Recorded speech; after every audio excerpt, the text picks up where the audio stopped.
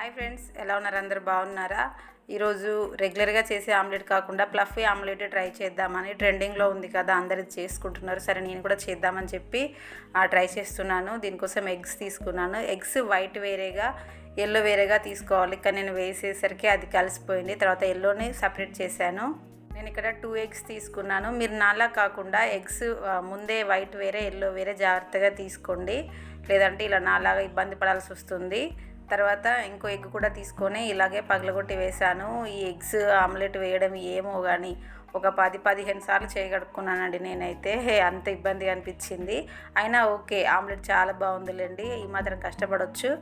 ఇలా yellow separate చేసిన తర్వాత వైట్లో కొంచెం సాల్ట్ చాలా తక్కువ వేసుకోవాలండి. అసలు వేసుకోకపోయినా పర్వాలేదు, ఎందుకంటే ఎగ్కి ఆల్రెడీ సాల్ట్ ఉంటుంది.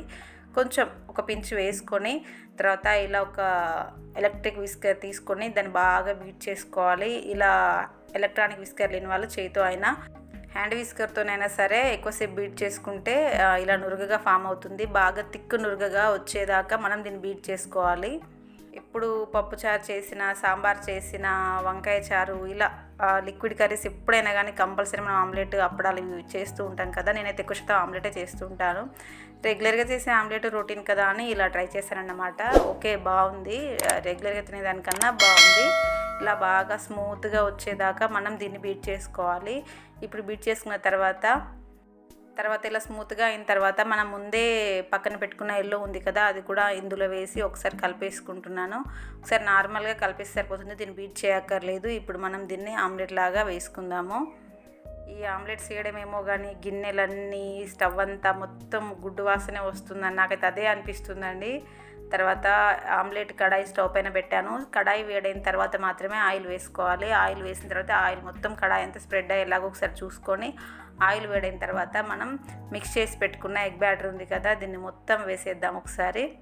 చూడండి, ఇలా ఫోమీగా ఉంది కదా, మంచి నురగగా ఉంది కదా. దీన్ని ఇలాగే మనం కదపకుండా మూత పెట్టి కుక్ చేయాలి. సిమ్లోనే పెట్టి మూత పెట్టి కుక్ చేయాలండి. దీన్ని మనం ఇంకో వైపు తిప్పడం ఉండదు కాబట్టి కొంచెం ఎక్కువ టైం పడుతుంది.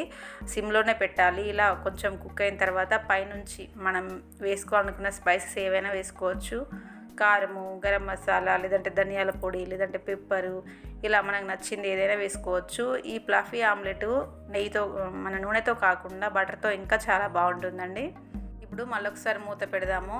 అయితే ఇది మనం ఇంకో వైపు తిప్పము, ఒక వైపే కుక్ చేసుకుంటాం కాబట్టి సిమ్లోనే పెట్టి కాస్త నిదానంగానే మనం ఫ్రై చేసుకోవాలి. ఇప్పుడు మొత్తం కుక్ అయిపోయింది. కుక్ అయిన తర్వాత మనం తీసి ప్లేట్లోకి తీసుకొని సర్వ్ చేసుకోవడమేనండి.